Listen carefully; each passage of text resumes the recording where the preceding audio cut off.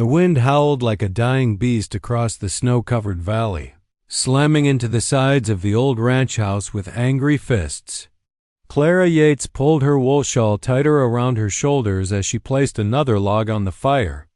The storm had come in faster than any she'd seen in years, and with her ranch hands long gone and no one left but the animals, she'd settled into the cold night expecting silence, but silence didn't last. A thump echoed through the storm. Dull, heavy. From the barn, Clara froze mid-step, her heart skipping. Coyotes wouldn't brave this wind. Her mar wouldn't kick at nothing, and she hadn't heard any wheels or hooves out front. She set down the kettle and grabbed her father's old Winchester from its place above the hearth. Her breath fogged as she slipped into her boots and coat and stepped into the blizzard. The barn stood about 100 feet from the house, barely visible through the curtain of snow. Each step crunched beneath her as the wind tore at her coat and lashes. When she reached the barn, she paused, listened, nothing. She swung the door open slowly. Her rifle held steady. Hay scattered the floor. A lantern still hung from a beam, unlit. Her Mari snorted softly in the corner stall, calm, but something wasn't right. A gust of wind slammed the door behind her, and Clara nearly jumped. That's when she saw him. Collapsed near the back wall, half buried in straw, was the body of a man, big, unmoving. Snow crusted the edges of his coat. A trail of blood stained the ground from the door to where he lay. Clara raised the rifle, hands trembling. "You move, and I swear I'll shoot." The figure stirred barely. A groan slipped from chapped lips. The man's head turned slightly, revealing a thick, dark beard and a face marred with blood and bruises. One eye was nearly swollen shut. Despite the damage, his gaze found her blue, piercing. He coughed, and it sounded like gravel in his chest. "Don't shoot," he rasped. Clara froze. There was something in his voice. Not fear, just exhaustion. His hand twitched near his side, but he didn't reach for a weapon. She edged closer, boots crunching straw and ice, and saw the dark stain spreading across his side. He was shot. Twice, maybe more. He should have been dead, and yet he'd made it to her barn. What in God's name? She muttered, lowering the rifle just an inch. The stranger's eyes fluttered, then closed. He slumped forward, unconscious. Clara stood for a moment, heart hammering. Every instinct screamed to back away, call for help, leave him to fate. But no help was coming.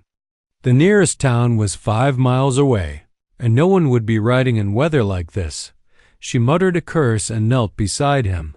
His coat was thick, woolen, patched in several places. When she peeled it back, she found 2 bullet wounds, one near his ribs, another in his upper thigh. The bleeding had slowed, but only just. She pressed her fingers to his throat. Still a pulse. "You idiot," she whispered, then added under her breath, "Maybe I'm the bigger one." He was too heavy to carry, so she ran back to the house for supplies, blankets, bandages, hot water. She kept the rifle slung across her back the entire time. Inside the barn, she worked quickly, fingers stiff from cold and fear. The wounds weren't fresh, maybe a day old, but dirty and angry red.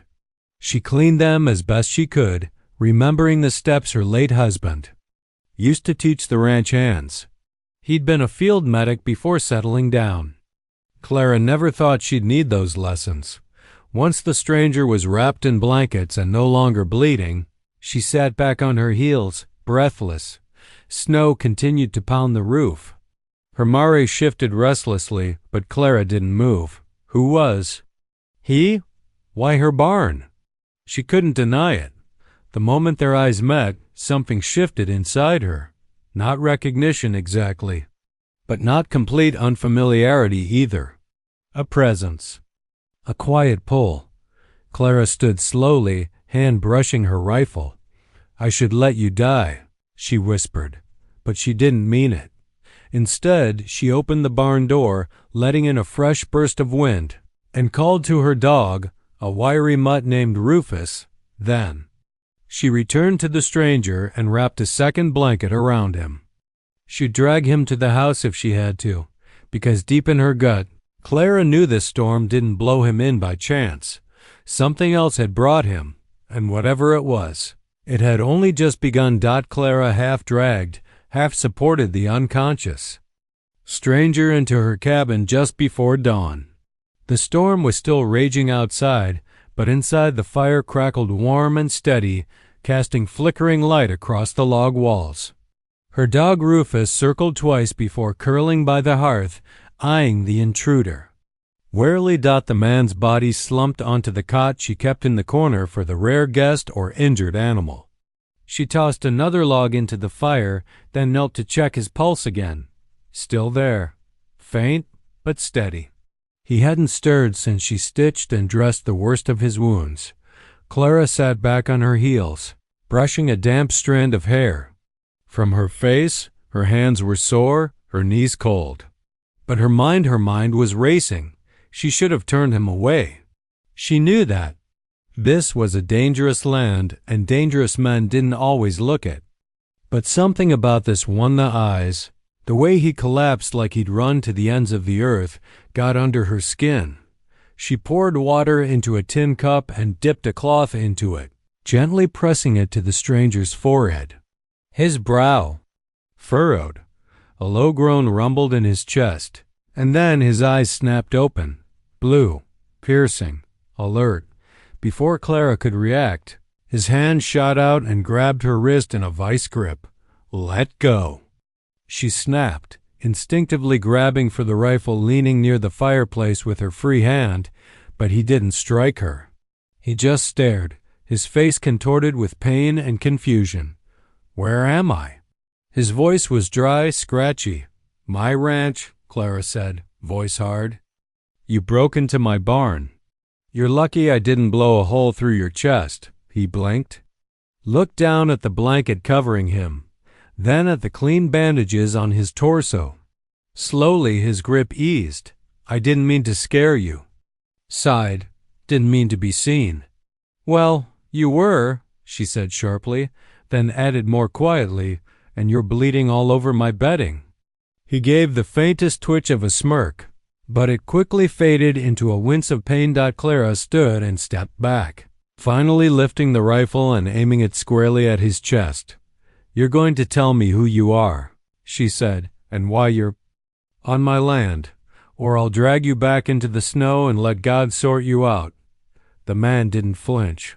He looked down at the barrel pointed at him, then up at her. "You don't recognize me?" he asked, voice hoarse. "What?" He shifted, grimacing, as he tried to sit up. "I saw your face. When I passed out in the barn, you looked just like her." "Like who?" "My brother's wife," he said, barely above a whisper. "James Yates, from the war. You're Clara, aren't you?" The name stopped her cold. Clara's arms lowered slightly, rifle still gripped tight. Her breath caught in her throat. "How?" "Do you know my husband's name? I served with him. Virginia campaign. He talked about you every damn day. Told me your voice could calm a storm." The man gave a dry, pained laugh. "Didn't believe him till now." She took a half step back, her hands trembling. The fire popped behind her. Her mind reeled. James had served under Colonel Hartman's regiment. He'd come home wounded, then spent 3 years trying to build a life in Montana before the fever took him. He rarely talked about the war, but she remembered one name, E.W. His letters mentioned the man who saved him once or twice. But James never said more than that. Her voice was quiet now. "Eli Wade?" The stranger gave a small nod. Clara's knees nearly buckled. She lowered the rifle completely. "He thought you were dead." Eli's eyes softened. "Sometimes I wished I was." She studied his face. Older than she imagined, weathered, scarred, but the eyes, those were steady. Familiar, somehow. Eli sank back into the cot. I didn't come to bring trouble, Clara. I didn't know where else to go. I figured if I didn't make it through the storm, at least I'd die near someone who wasn't a stranger. Clara exhaled shakily, still holding the rifle, though it now felt absurd in her hands. She looked at the man, this war-scarred ghost, from her husband's past, and saw not just a fugitive or a mystery, but a piece of a life she thought she'd buried with James. She crossed the room slowly and set the rifle back near the hearth. "You're not dying tonight," she said quietly, "but you better be straight with me from here on out." Eli gave a small nod and let his eyes drift closed again, body finally surrendering to rest. And Clara sat down in the rocking chair across from him, staring into the fire, wondering just what kind of story had blown into her life, and if she was ready to hear the rest of it. Clara barely slept. She stayed in the rocking chair through most of the morning, boots still on, rifle within reach, eyes fixed on the man stretched across the cot. Eli Wade, her husband's old war brother. A ghost she hadn't known, was still walking the earth. Outside, the blizzard had slowed to a quiet whisper of snow, softening the world under its heavy white coat. But inside the cabin, tension still lingered like smoke. Eli hadn't stirred since their exchange in the early hours. His breathing had evened out, his face pale beneath the bruises and bandages. He looked like a man on the edge, the kind you wouldn't trust in a crowded saloon, let alone in your own home. And yet, he was here, and she hadn't turned him out. When Clara finally rose, her joints ached from sitting so long. She checked his wounds again, quietly, her fingers working on instinct. The fever hadn't taken hold, thank God. The bleeding had stopped. She poured warm broth into a tin cup and, after a moment's hesitation, knelt beside him. "Eli," she said softly, nudging his shoulder, "wake up. You need to eat something." His eyes opened, slow and groggy, but clear. He stared at the cup in her hand like it was foreign. She helped him sit up, supporting his back with one arm as he drank slowly. He winced as the motion pulled at his side. "Appreciate it," he muttered, voice gravelly. Clara didn't answer right away. She set the cup aside and rose, arms crossed. "Tell me the truth," she said. "Why are you really here?" Eli leaned his head back against the wall. "I told you. I was running from something, and I didn't have anywhere else to go." "From who?" He was quiet for a long moment. The fire crackled. Rufus shifted by the door. "Men working for Silas Harlan," he finally said. "Big cattle bearing out. Of Laramie. Thinks I killed his daughter." Clara's stomach tightened. "Did you?" "No," he said, firm. "She ran off with me. Said she wanted out of that life. We were headed toward Idaho. Figured we could disappear." His voice grew hollow. "Then one morning I woke up and she was gone. I searched for 3 days. Found her by the river." Throat slit. Clara felt a chill crawl up her spine. "Silas blamed me. Put a price on my head. Sent bounty men after me, dirty ones. They don't want justice, just want to shut me up." Clara didn't know what to believe. She wanted to trust him for James's sake, if nothing else. But she'd lived long enough to know a wounded man with soft words wasn't always what he seemed. Still, the fear in his voice wasn't for show. He looked broken and angry. "And hunted. Why come here?" she asked. "Why not keep running?" "Because I was shot crossing the ridge," he said, matter of fact. "Didn't have a choice. I knew James had settled out here. Figured maybe you were still alive. Maybe you'd be the one soul on earth who wouldn't hand me over for a bounty." Clara looked away toward the frosted window. The wind had picked up again, whistling low. "I should have," she said softly. "Handed you over." Eli didn't respond. Just looked at her, waiting. "But I didn't." She turned back. "Because my husband trusted you. And that means something to me." Eli gave a faint nod, his eyes heavy. "I'll be gone as soon as I can stand. Clara walked to the stove, poured herself a cup of coffee. You're not going anywhere until you can walk without falling over. That could take days, maybe weeks. You're not safe with me here. She sipped the coffee. I haven't been safe in years. Since James died, you just make things interesting. He gave a low, tired chuckle. That's one word for it. They lapsed into silence. Clara leaned against the table, her mind buzzing. If word got out he was here, she'd be caught in the middle of a storm worse than anything nature could throw at her. But turning him felt wrong, cowardly, and James would have never forgiven her. No, she had made her decision. Clara looked up. When the snow clears, I'll ride into town. See what I can find out about these men looking for you. Eli blinked. You do that? I'm already knee-deep in this mess, she said. Might as well know what I'm dealing with.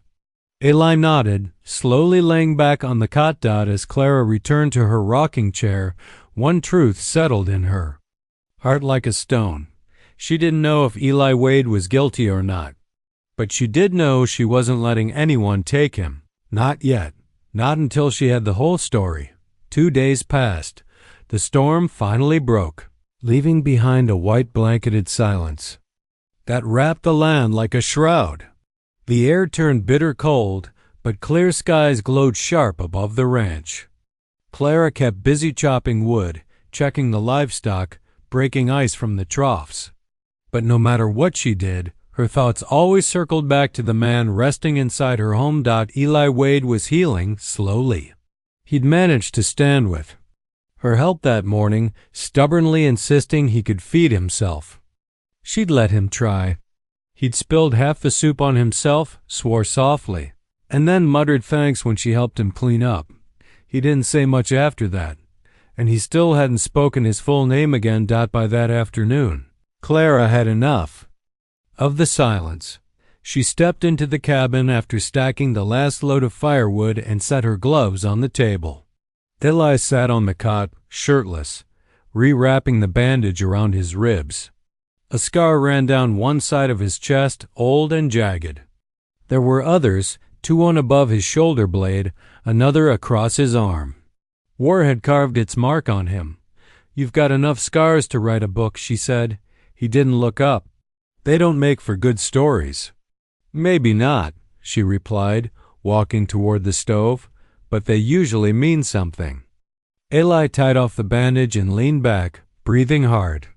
This one, he said, gesturing to his ribs, courtesy of Harlan's boys. The one on my leg came from shrapnel at Chickamauga. That one on my back from a man I trusted. Clara stirred the beans simmering over the fire. You've had a rough road. We all have. She turned, drying her hands on a cloth. You still haven't told me your real name. He glanced at her. I thought you knew it. I know what you told me, what James wrote about in his journal. But you haven't said it yourself since you got here. And you never say her name. Harlan's daughter. Eli's jaw tightened. His gaze drifted to the window, where the sun lit the snow like fire on crystal. I don't say her name because it still hurts, he said finally. And I don't say mine because sometimes it feels like it doesn't belong to me anymore. Clara sat down across from him, folding her hands. Tell me what happened. All of it. No more pieces. Eli was quiet for a long while. Rufus, curled by the hearth, lifted his head and watched. Outside, a hawk cried from a distant pine. She was named Cora, he said finally. Cora Harlan, youngest of 4, smart, sharp-tongued. She didn't want anything to do with cattle or land deals. She wanted poetry, music, freedom. Clara nodded slowly. She was being forced to marry some banker from St. Louis. Her father arranged it. She came to me for help getting away. I didn't ask why, I just said yes. Foolish, maybe. But she had a fire in her that reminded me the world wasn't all blood and dirt. He rubbed his temple. We made it as far as the Wyoming border before. They caught up to us. I fought them off, took a shot to the thigh. We hid in the hills for 2 nights. Then she disappeared. He swallowed. I found her body by the river. Her necklace was gone. So was her journal. But they'd left her there. Like a message. Clara's voice was low. You think her father's men killed her? I know they did. But they blamed me. Spread word that I'd run mad. Killed her out of jealousy. Said I'd confessed to it. He scoffed bitterly. Funny how easy it is for a powerful man to rewrite truth. Clara stared at the fire, her mind turning. So you've been running. Ever since. Eli nodded. Not because I'm afraid of dying, but because I don't want them to erase her, to turn her into something she wasn't. Clara stood, walked to the shelf, and pulled down an old leather-bound book, James's journal. She thumbed through the worn pages, then stopped and handed it to Eli. Here, page 72. Eli took it, puzzled, and read. If I die in this godforsaken war, let someone find Wade. He deserves better than the shadows he walks in. Tell Clara he saved me twice, and he's a good man no matter what they say. Elima blinked, then lowered the journal slowly. His voice came out rough. He wrote that, Clara nodded. So I'm giving you the same chance he would have. He looked at her, really looked at her, and something in his shoulders softened.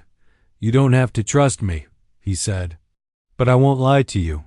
She picked up the kettle and poured him a fresh cup of coffee. Good, she said.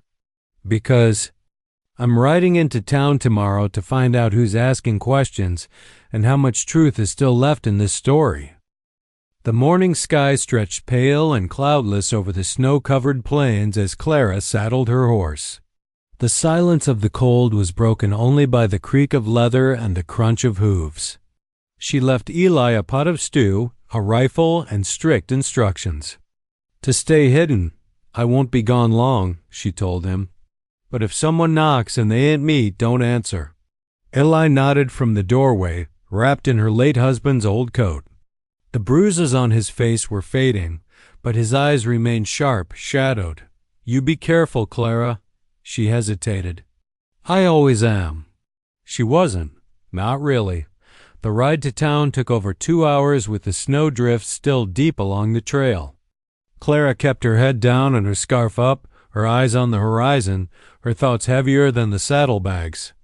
She needed to know if Eli's story was true, if Harlan's men were still close, if the bounty on Eli was real and what they were.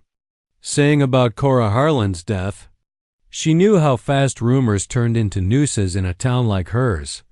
When she reached the outskirts of Bitter Creek, she tied her horse outside the general store and stepped into the warmth. The shopkeeper, Mr. Haskins, looked up from behind the counter. Clara. Yates, he said with a nod. Haven't seen you in town in weeks. Storm kept me busy. Livestock don't shovel snow.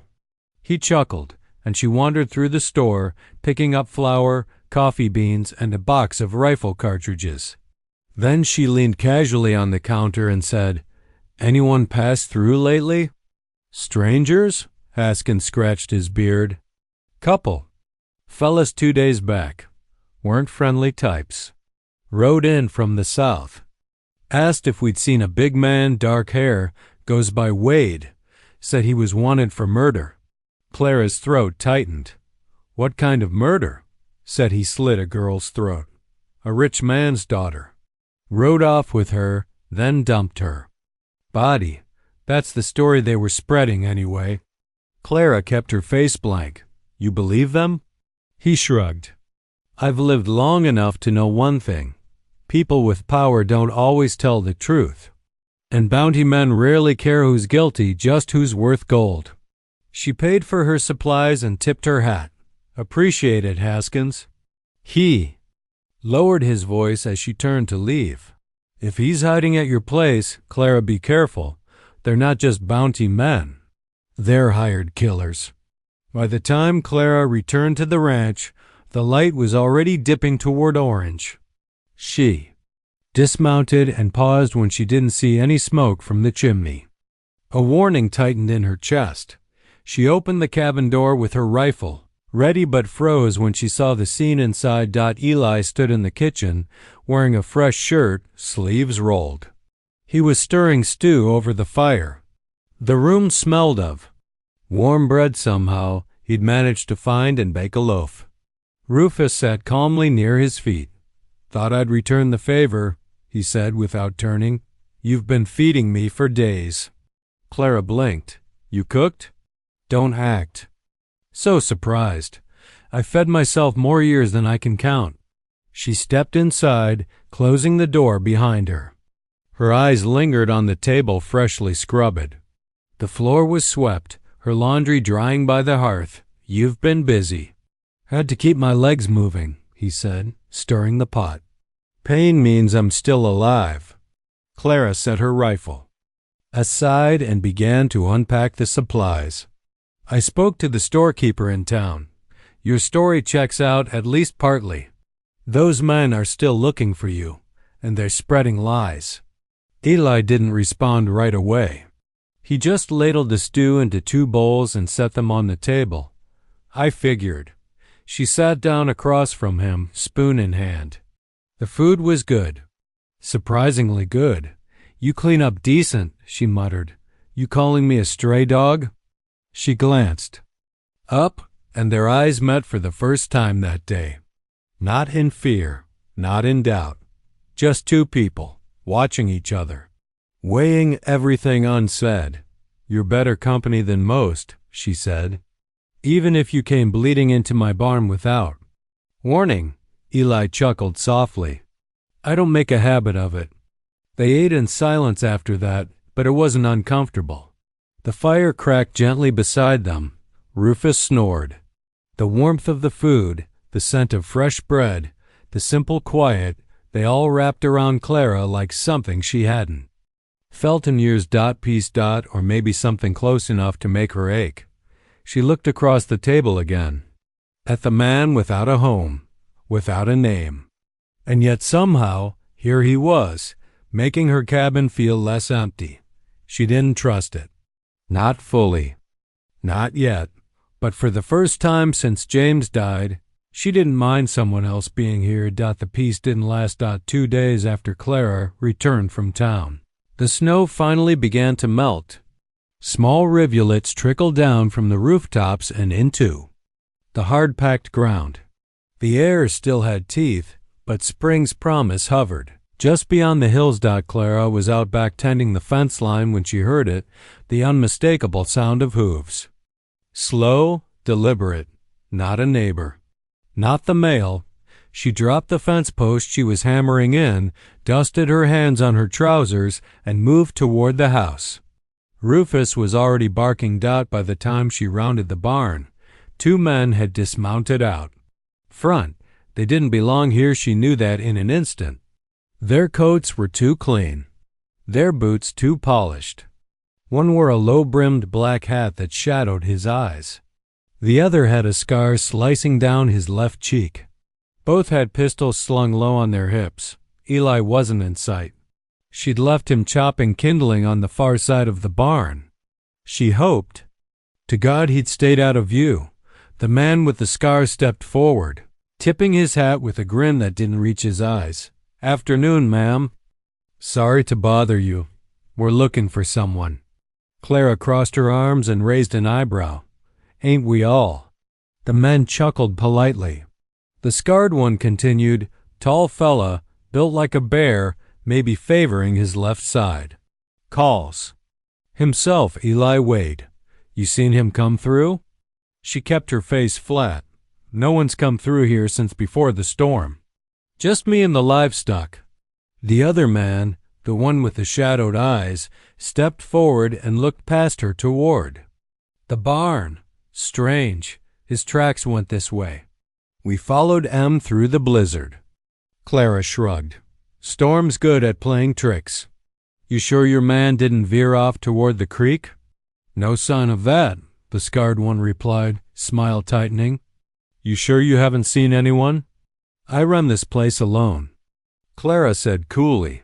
"And I don't open my doors to strangers unless they're bringing feed or mail."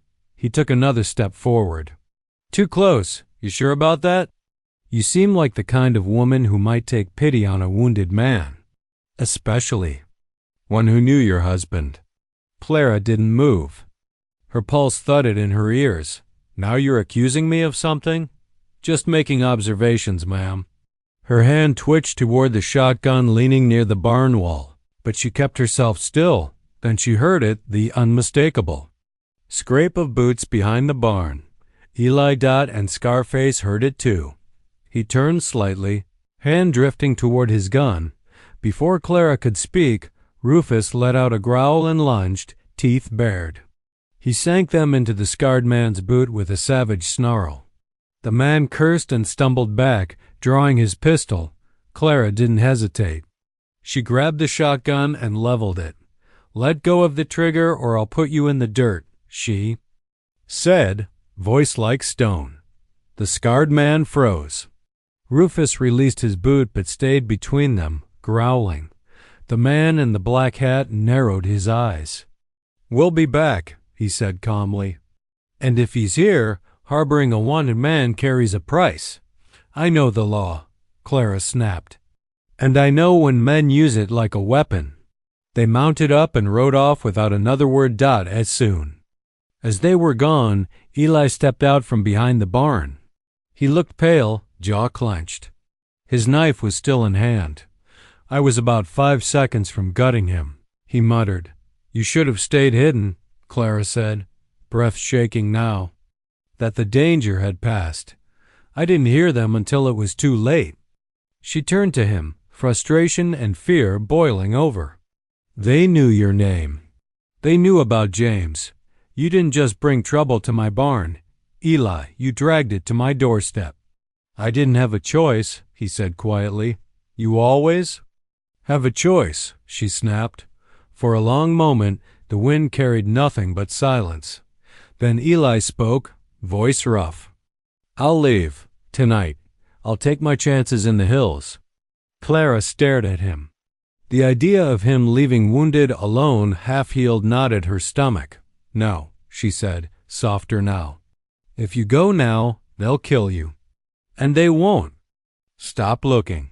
Not until someone puts a bullet in you or gets paid to." Eli met her eyes. "So what do we do?" Clara looked out over the empty road, still shimmering with melting ice. Her fingers tightened on the shotgun.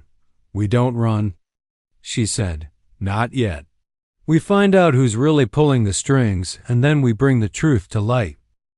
The next morning, Clara rode into Bitter Creek again, this time with a loaded pistol hidden under her coat and questions. Burning in her gut, the 2 bounty men had left her ranch with quiet threats and cold stares, but Clara knew better then. To think they were done. She also knew the truth wasn't going to come easy. Not in a town like this, where power had long since corrupted the soil.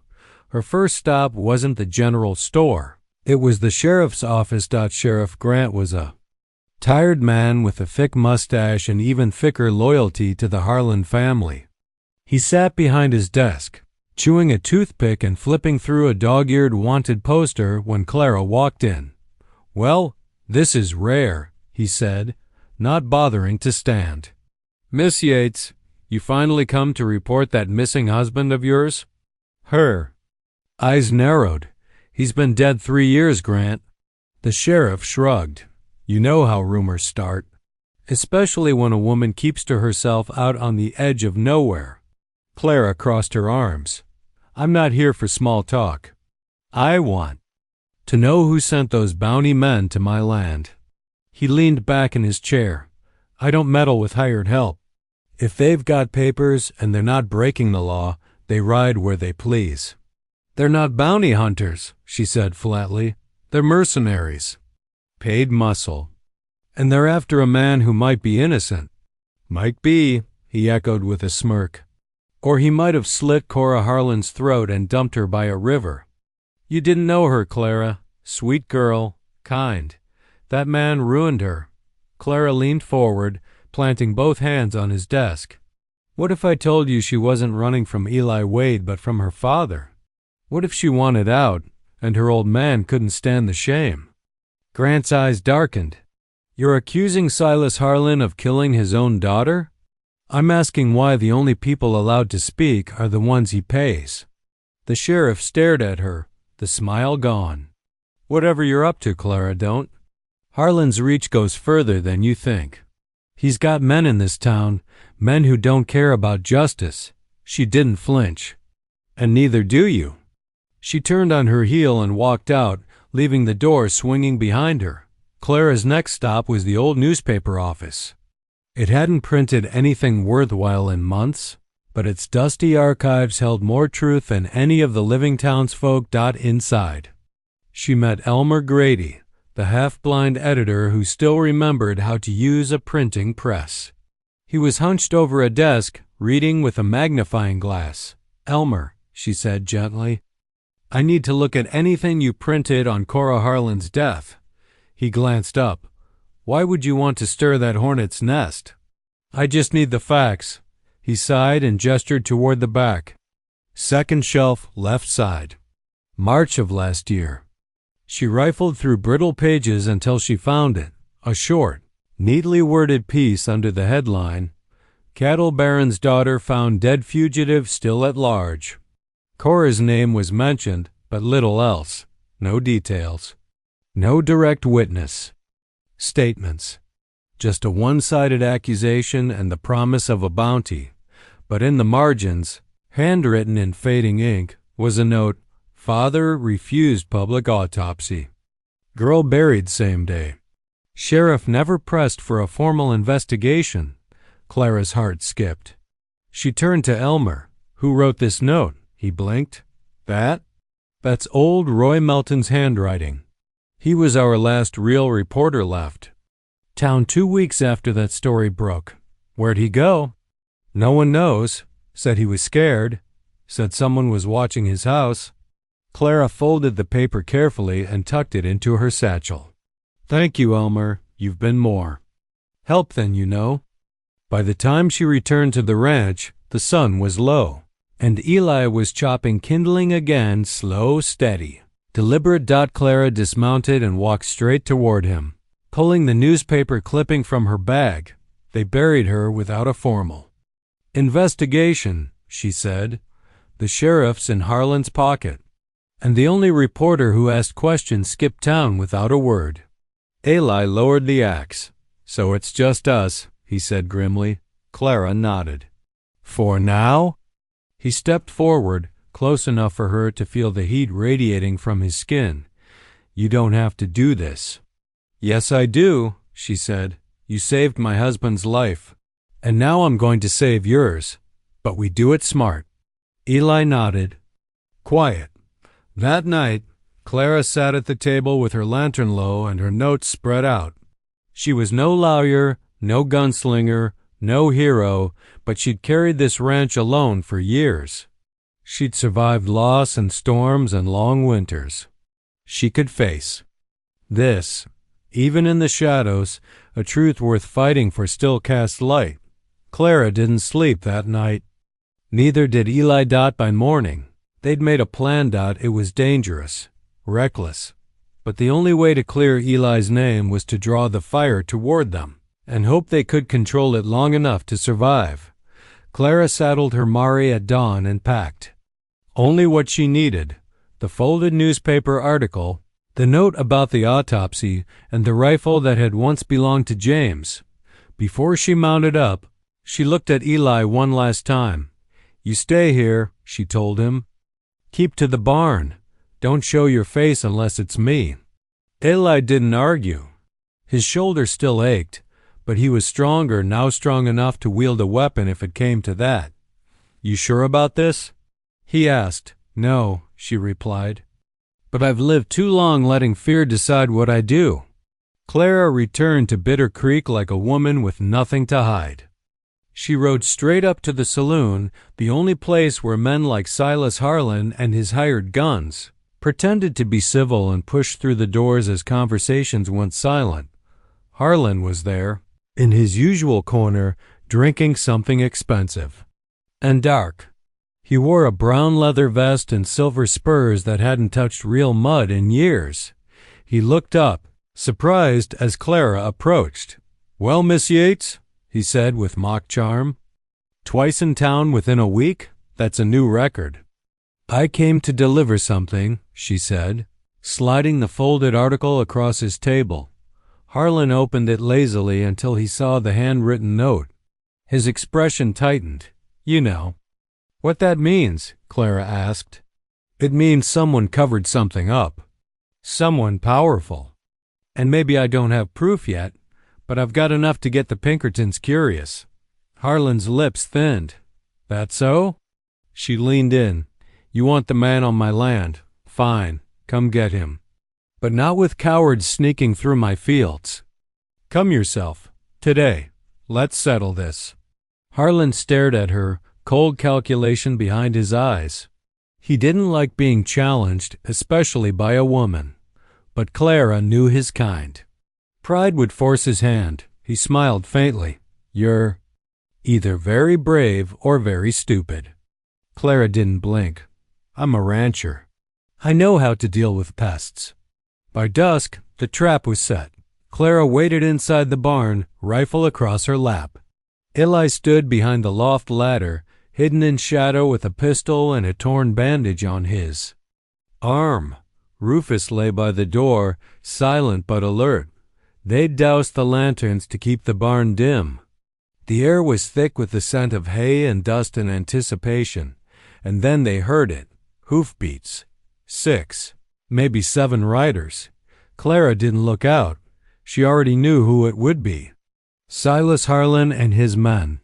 They didn't knocked-out boots crunched. Across the frozen mud. The barn door creaked open, and there he stood. Silas Harlan himself, flanked by the 2 bounty hunters from before, and 4 more armed men behind them. "Well," Harlan said, stepping into the gloom. "Here we are." Clara stood slowly, gun steady. "You came fast. Almost like you didn't want this talked about in town." Scarface grinned as he stepped forward. "Where is he?" She didn't answer. Instead, she cocked the rifle. Silas raised a hand, stopping his men. "I'm not here to start a war, Miss Yates," he said calmly. "I just want the man who murdered my daughter." "She wasn't murdered," came Eli's voice from the shadows. He stepped into the half-light, gun in hand. "She was trying to leave you." Silas's face darkened. "Cora was mine," he growled. "She was my blood. She was a person," Eli replied. "And she begged me to take her far from here. You found out, and you stopped her. And you blamed me. You're a liar." "No." Clara cut in. "You are." She tossed a small cloth bundle at Silas's feet. It unraveled to reveal Cora's old journal one Clara had found hidden in a crate Eli brought with him. Eli hadn't even known it was there. "I read it," Clara sighed. "She was terrified of you. She planned everything down to the hour she'd leave. She never thought you'd let her go." Silas stared at the book, unmoving. "I'll burn this place down," he hissed. "You can try," Eli said, raising his gun. Then, from the ridge beyond the barn, a sharp whistle rang out. Clara smiled faintly. "Time's up." Sheriff Grant appeared on horseback, leading 2 deputies and a Pinkerton agent behind him. Clara had sent word that morning, just in case Harlan took the bait. Silas turned, stunned. "Double-goots, Grant. What the hell is this?" Grant dismounted. "Got a wire from Cheyenne this morning. Seems someone finally cared enough to check the facts. Your daughter's case is reopening, and harboring a fugitive without a warrant? That's a hanging offense now." Silas's mouth opened, but no words came. Clara lowered her rifle. "I told you. I'm not afraid of the truth." Silas Harlan didn't fight back, not immediately. He stood in the cold barn light, surrounded by men with badges, pistols pointed at his men. The open journal of his daughter lying at his feet like a ghost come back to speak, but his eyes never left Clara. "You planned this," he said, voice low with venom. "A ranch widow and a wanted man. You think you'll get out of this clean?" Clara took 1 step closer, rifle still firm in her grip. "No, I just think the truth deserves to breathe." Behind her, Eli stood tall, pale, but unflinching.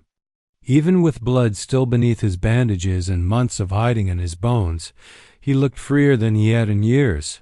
Sheriff Grant cleared his throat, keeping his weapon trained on Silas's men. "We'll take it from here. Mr. Harlan, you and your hired guns are to ride back into town and stay put. Pinkertons will question you come morning." "You overstep," Silas snapped. Grant's tone turned steel. "You've been overstepping for 20 years. At that, Harlan's lip curled, but he said nothing more. Slowly, silently, he turned back to his men and gave the smallest nod. One by one, the riders backed out of the barn, hands hovering near, their holsters but not testing the odds. As they disappeared into the night, Clara's knees finally weakened, but she didn't fall. Eli stepped beside her, offering quiet strength. "You think they'll charge him?"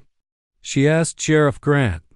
Grant glanced at the Pinkerton agent, a stocky, clean-shaven man with a calm face and watchful eyes. "That's not up to me, but he'll be off your land for now." The agent gave Clara a respectful nod. "You did something brave tonight, ma'am. Might have just opened a case everyone else tried to bury." "I just opened a door," she replied. "Someone else will have to walk through it." They rode back to the ranch under moonlight, the prairie stretching wide and open before them. When they reached the barn, Clara slid off her horse and let the quiet settle. It was the first time in days she didn't feel hunted. Inside, the fire was low, and Rufus snored on the rug. Clara poured 2 mugs of coffee, handed one to Eli, and sat across from him at the kitchen table. "You could leave now," she said. "No more bounty posters, no more hiding. You could start again." Eli looked down at the steaming cup. "And where would I go?" "Wherever you want." He gave a quiet laugh. "I used to think that. When I first ran, every town I passed through, I thought, maybe this one. Maybe this'll be the place I stop running.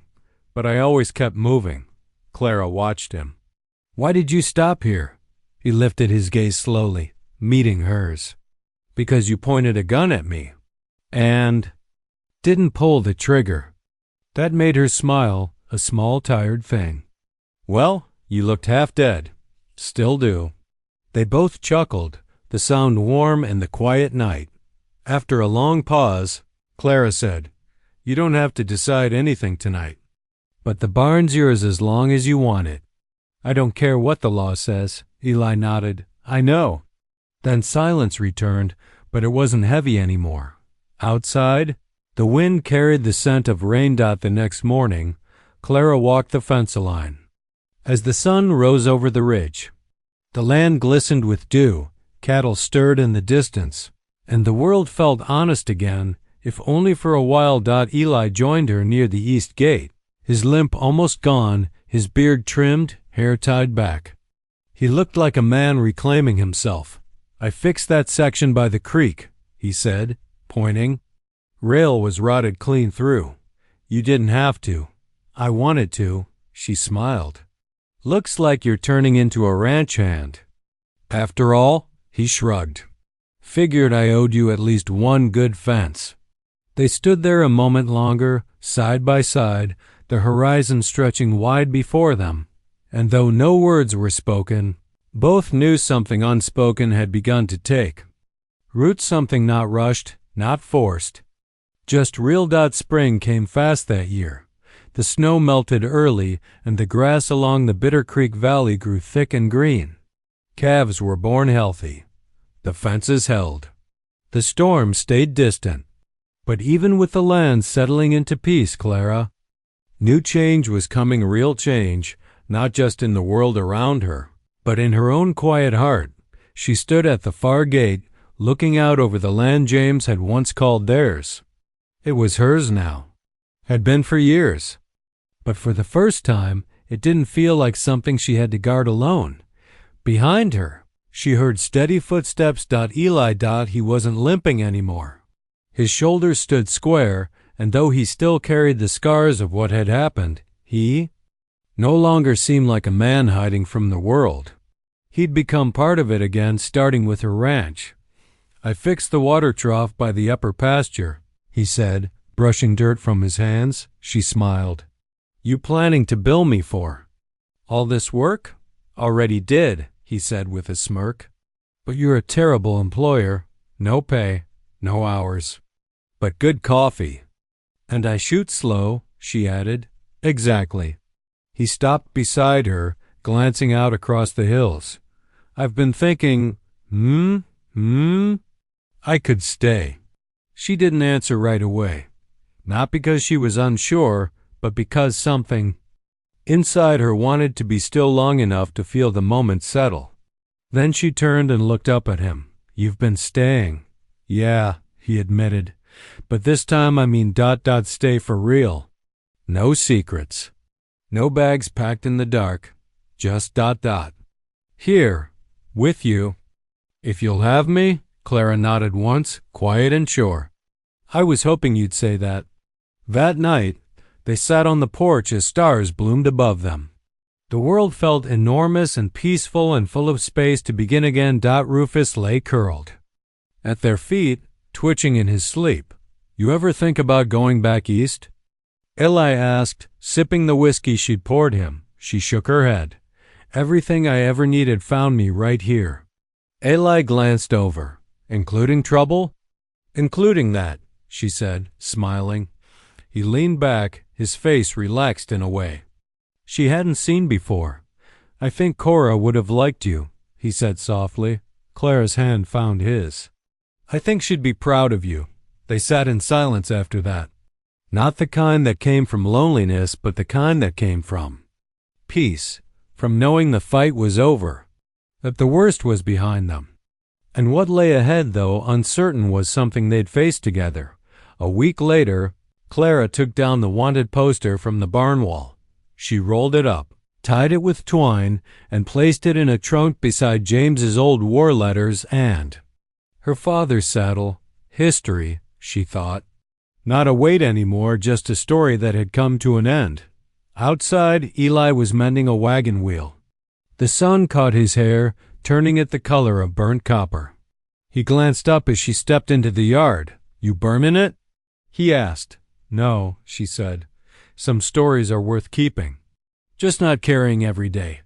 He nodded, and she saw the understanding in his eyes. In time, people stopped whispering about the stranger on her land, because he wasn't a stranger anymore. He was the man who helped rebuild Bitter Creek schoolhouse. The one who carried a sick neighbor 10 miles through snow. The one who tipped his hat to the preacher, danced with Clara at the spring fair, and stayed up late teaching her how to whittle just so she could surprise the children with carved toys. He became a part of Bitter Creek, not because he forced his way in, but because he stayed. And Clara? She never aimed her rifle at another man again, because she never had to.